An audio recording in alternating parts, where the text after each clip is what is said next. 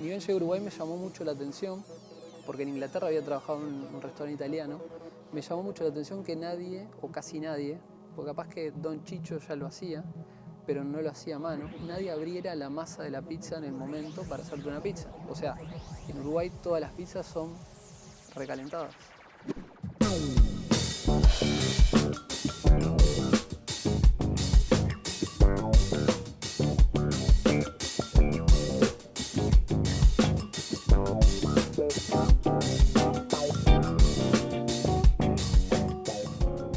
¿Cuántas diferencias hay entre ver una masa leudar y ver a tu hijo crecer en la panza de tu mujer?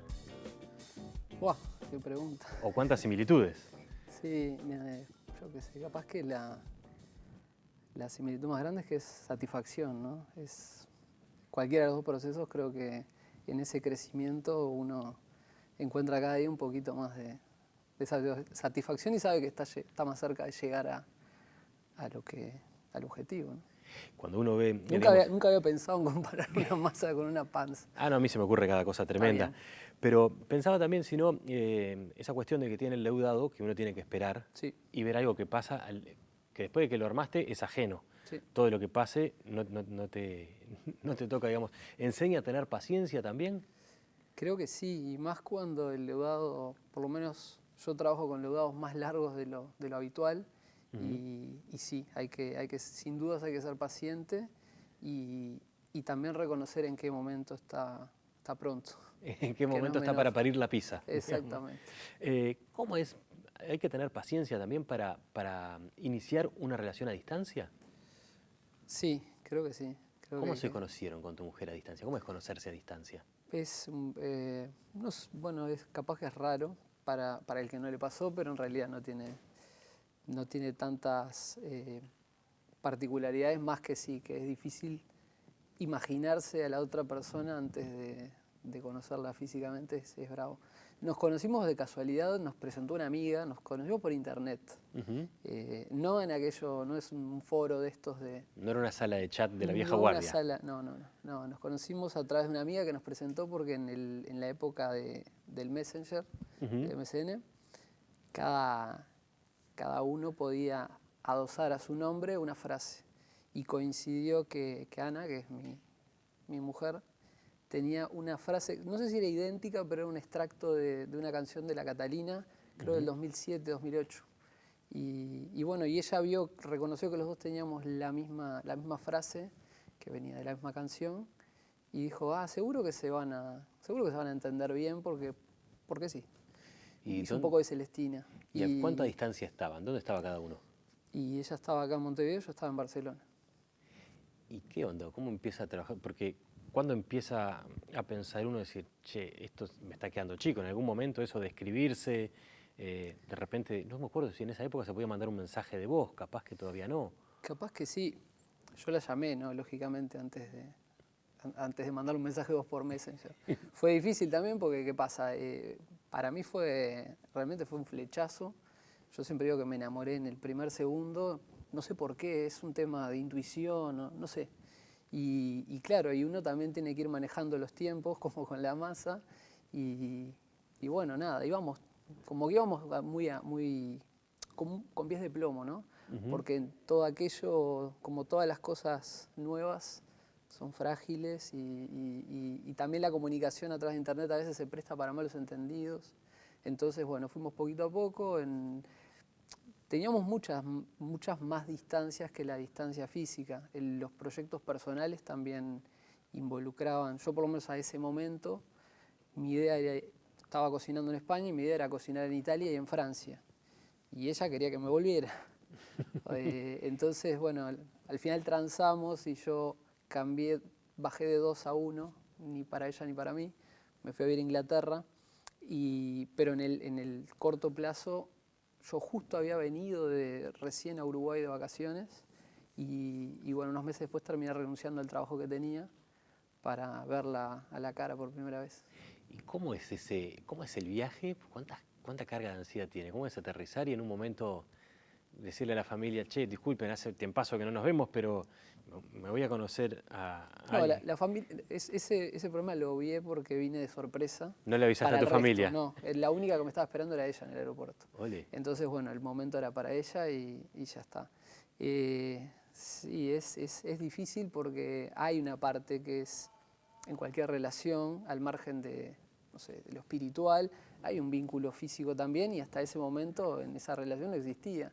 Entonces, bueno, es una novedad después de tanto tiempo de conocerse, ¿no? Porque la voz en el teléfono, de repente, cuando se llaman, está ecualizada de una manera que no es lo mismo que También. escucharla cara a cara. Sí, Hasta sí, eso sí, es sí, distinto. sí, o todo, las fotos no son fieles a lo que después se ve en vivo y en directo. Ta, Es todo un funcionó. cambio.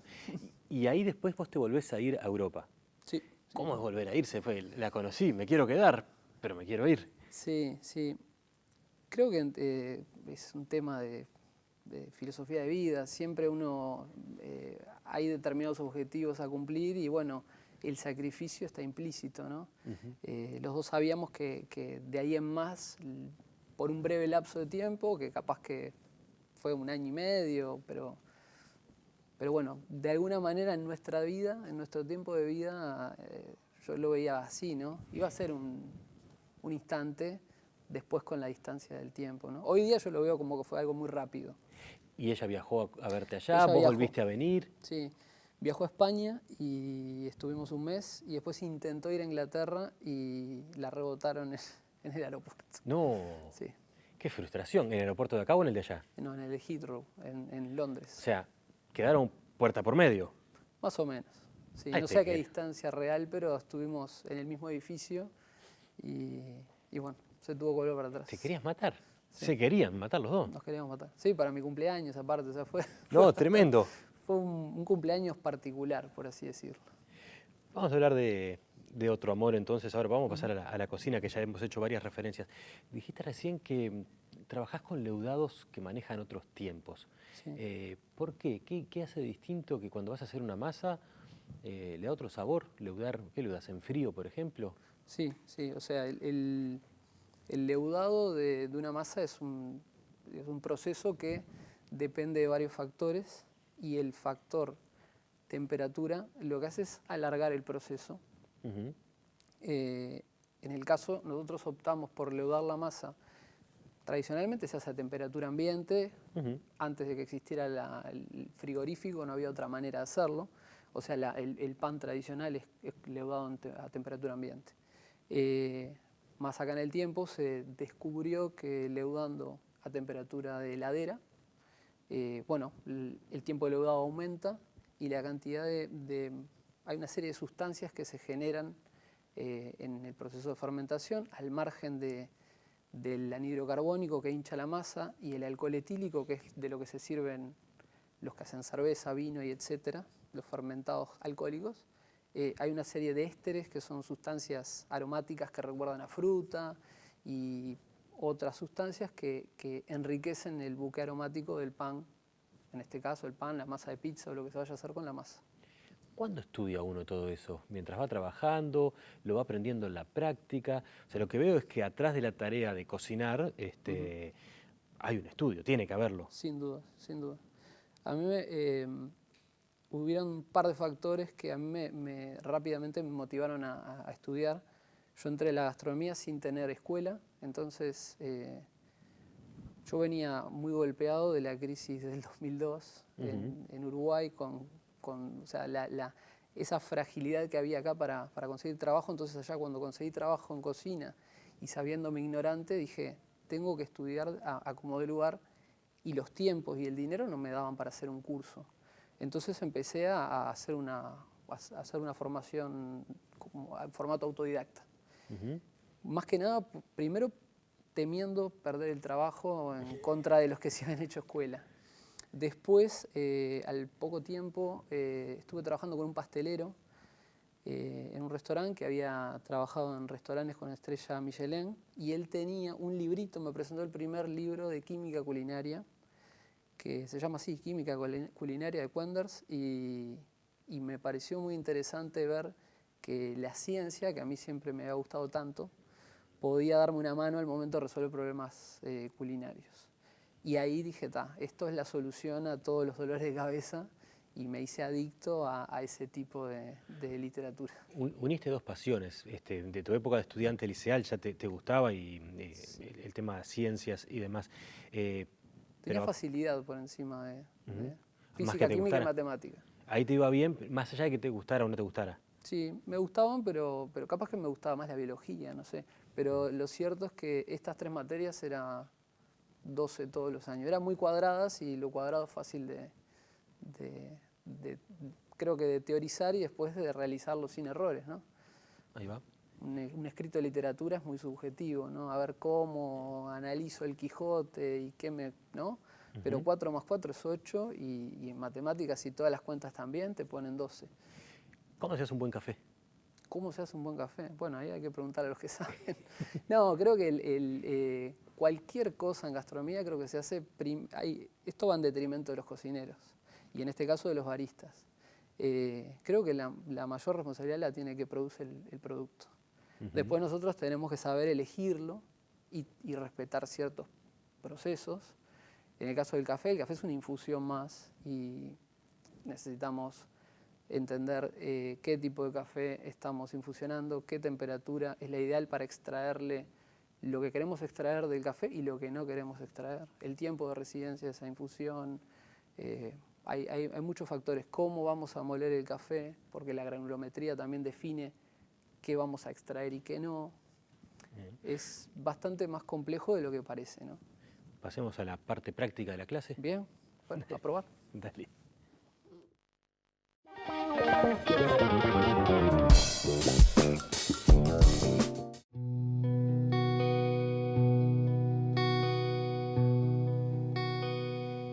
Recién probaste el café de Ganache y me dijiste, es bien colombiano por las notas. ¿Qué son las notas de un café? Sí, las notas aromáticas, ¿no?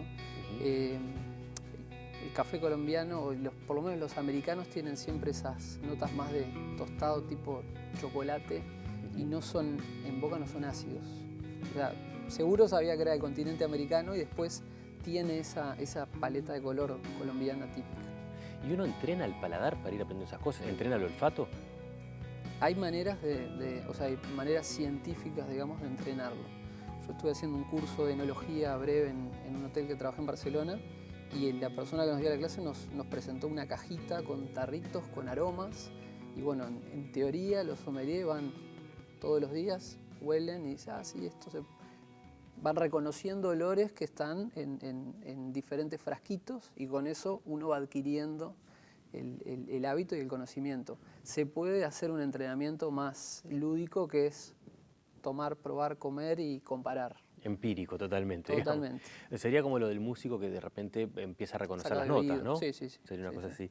así. Voy a hablar de los prejuicios o preconceptos que uno se puede armar. Empezaste la cocina en Paraguay, después pasaste a España. En gastronomía. En gastronomía en Paraguay, sí, perfecto. Trabajaba en sala ahí, solo. Bien. Me enamoré del rubro gastronómico en Paraguay. Sin saber, yo diría, bueno, Paraguay, la imagen que tenemos desde acá, muy prejuiciosa y estereotipada, debe ser medio caótico y no debe ser una cocina de calidad, y no sabemos ni siquiera si tiene identidad, salvo el tereré. No, tiene identidad, tiene más identidad que la cocina uruguaya seguro. El país es caótico, sí, porque es un país tercermundista. Uruguay tiene su nivel de caos también, capaz que es un poco más ordenado. En gastronomía ya en realidad lo que se hacía en el local fue un local que adquirió una tía abuela mía, no hacíamos cocina paraguaya. Se hacían pizzas y sándwiches y etcétera, y ella trajo como 2 platos innovadores y que tuvieron mucho éxito. Ella española, la tortilla española, y como había vivido en Uruguay también ella, vendíamos chivitos. Ahí va. Pero no vendíamos, caballitos de batalla. No vendíamos sopa paraguaya, ni chipa guazú, ni payagua mascado. O sea, los platos paraguayos no vendíamos ninguno. ¿Dónde estarían, pues me acabas de nombrar platos paraguayos, dónde estarían las señas de identidad? O sea, nosotros pensamos que la nuestra pasan por las carnes. Sí, a ver, ellos también se autoadjudican el asado como plato nacional y le dan mucha relevancia. Lo hacen al carbón y no a leña, pero tienen como factor, o sea, creo que en los productos es donde se identifica más la cocina paraguaya y la mandioca es omnipresente y mucho maíz. O sea, esos productos, por lo menos son los que yo identificaba como más repetidos, ¿no? Como me dijo a mí un indio en España, me dijo, acá todo tiene gusto a aceite de oliva. Y tiene razón. Tenías razón. Tiene razón. Y bueno, después fuiste en España ya a trabajar en cocina. En el medio tuviste un par de años vendiendo líneas celulares en Montevideo. Sí. Debe haber sido un momento más depresivo de tu vida. Puede ser. Pero aprendí a vender, que no es poca cosa. Bien, y en España te descubriste en una suerte en el medio de la olla de la cocina Sí, mundial. sí, todo de casualidad. ¿Por qué de casualidad? Porque el destino, o sea, fui a España más que nada por la situación económica y porque mi madre es española, entonces había un vínculo de sangre y de documentación. Y fui a Barcelona de casualidad porque tenía un amigo que vivía allá. No fue elegido más que por estas razones. Y claro, es justo, mi sueño era tener un restaurante y un poco más. Y como yo había hecho derecho, había estudiado derecho, nada que ver. Ni con la ciencia ni con la cocina. No, fue un error. Pero bueno, pero está. Por transitiva con ese error conocí a mi mujer, con lo cual no fue tiempo perdido. Pero allá, bueno, en Barcelona dije, quiero poner un restaurante, tengo que saber o cocinar o llevar platos, porque si no el día que ponga el restaurante, mis empleados me van a pasar por arriba. Y dije, empiezo en la cocina. Y claro, cuando empecé en la cocina encontré algo que no esperaba. Descubriste la alquimia. Sí. Era mucho más de lo que yo esperaba. Después Inglaterra. A ver, para el mundo, Inglaterra no tiene identidad culinaria, tiene solo el té de las 5 de la tarde y los fish and chips es pescado frito y papas fritas, o sea, eso lo hacen en cualquier lado. Sí, pero yo soy un defensor de la cocina inglesa. ¿Cuál es la cocina inglesa? La cocina inglesa tiene mucho... El caldo de cordero. No, tiene muchos platos que, primero, creo que a la cocina inglesa a un uruguayo le fascinaría, porque son platos que el uruguayo los adoptaría muy bien. Mucho más que la cocina mediterránea. Por ejemplo, el uruguayo pescado y mariscos come poco. Absolutamente. Y en Inglaterra yo qué sé, se hacen pasteles de carne, que acá al uruguayo le encantaría. ¿Sí? Se hacen unas empanadas con carne adentro, muchos chorizos, que hacen chorizos caseros muy ricos, carnes asadas, el roast beef. Al uruguayo también le gusta. O sea, los platos que hay de allá, y de hecho platos que yo he cocinado acá ingleses, son muy exitosos. O sea que hay que irse a Inglaterra y no a España, digamos, No si sé, uno va por el paladar. No sé, pero digo, por lo menos ahí habría que dejar aparcado el prejuicio porque allá se va a comer bien. Y todavía más, si con lo que se está consumiendo ahora, ir a comer lo que ellos llaman el pub grub, que es la cocina de pub, que es una cocina muy informal, muy minutera. Pero para el uruguayo, comerse un entrecot con papas fritas o hamburguesas caseras, con cerveza artesanal. Es la felicidad. Exacto.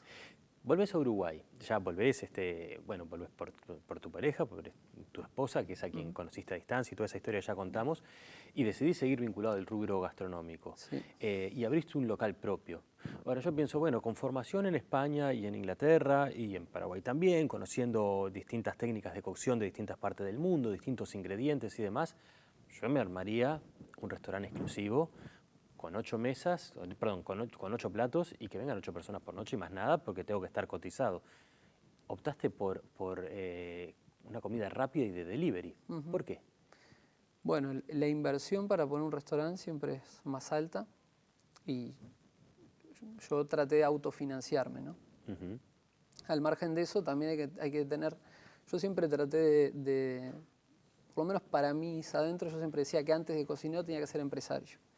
Y entonces, bueno, la idea fue que lo que emprendiera relacionado con la cocina fuese útil económicamente, ¿no? Que el proyecto tiene que caminar y hay que estudiar el mercado y las necesidades del mercado y que de lo que yo sé, qué le podía aportar al mercado. Yo llegué cuando ni bien llegué a Uruguay me llamó mucho la atención, porque en Inglaterra había trabajado en un restaurante italiano, me llamó mucho la atención que nadie, o casi nadie, porque capaz que Don Chicho ya lo hacía, pero no lo hacía a mano, nadie abriera la masa de la pizza en el momento para hacerte una pizza. O sea, en Uruguay todas las pizzas son recalentadas. Claro, se hace una pizza, prehechas. Se marca y después se recalienta cuando viene el cliente. Y a mí, desde mi ignorancia de la realidad uruguaya, no me entraba en la cabeza. Entonces un poco el leitmotiv de Brandy fue hacer la pizza abierta en el momento. después de eso, que está bien, es una forma de empezar a mostrar o de aplicar algo que habías aprendido, se viene la hora de armar el menú, está bien, de armar la carta, ¿no? Y está bien, optás por la pizzería y por el delivery como una forma de lo que vos decís, el mercado me va a generar con esto un ingreso que me va a permitir vivir a mí y a mi familia. Pero vos además tenías ya el conocimiento de otra cantidad de cosas vinculadas a la cocina, donde empezás a decir, bueno, armo una carta solamente tradicional, pizza, mozzarella, fainá, punto, y planito, y a lo sumo te ofrezco poner las aceitunas y panceta, o cómo empezás a hacer otras cosas que has hecho, como por ejemplo hacer una mozzarella que lleva mollejas y lima. Bueno, un poco, primero para gusto personal, en realidad, porque decís, bueno, tengo una carta y puedo hacer algo que a mí me motiva a hacerlo, y a su vez voy probando con cosas que se salen de lo normal y que creo que puedo captar otro público que el resto de las pizzerías no capta. En efecto, el proyecto tiene un poco de eso, ¿no? Hacemos lo de siempre, tratamos de hacerlo de siempre de manera singular, como en el caso de lo que antes hablamos de la masa. Logrado, ahí va. Y después tenemos rarezas para los frikis que nos visitan. Ahora, para los frikis que los visitan, me das a entender de alguna manera que en realidad somos, como comensales los uruguayos, bastante conservadores y no nos saques de la clásica que conocemos. Un día te arriesgo con un plato distinto, pero después déjame volver a lo de siempre. Creo que no cabe duda de que el uruguayo se comporta así. O sea, siempre lo que nosotros vendemos más es lo tradicional. Tenemos algunos ejemplos puntuales de cosas que no son tradicionales, pero que en realidad capaz que el éxito radica en que si bien el plato no es conocido, tampoco se aparta del universo cognitivo gastronómico. O sea, ¿Por ejemplo, qué sería? Vendemos mucho un plato que yo descubrí en Inglaterra, se llama garlic bread. Es un plato inglés, pero dentro de la pizzería italiana. Masa, queso, se manda así al horno y a la vuelta del horno, después que queda dorado, se pinta con una manteca de ajo y perejil. Y a la gente le encanta. Sencillo pero delicioso. Sí, no dice nada, pero es nuestro fainá, porque de hecho fainá no vendemos. Entonces cuando la gente nos... ¿Qué? Pero ese sale como trompada, digamos. Sin lugar a dudas. Es lo que vendemos más ahora. ¿Ah, sí? Sí, sí. Entonces ahí, bueno, un poco me desdigo, pero lo cierto es que es un plato que el cliente nuestro probó porque le despertamos confianza en los tradicionales y es un plato barato y rendidor y bueno, funciona. Cuando nazca Ciro, ¿se va a agregar un sector kids al menú? No sé, no, bueno, puede ser, puede ser. Es una chance. Muchas gracias por la visita, Seba. A vos por la invitación.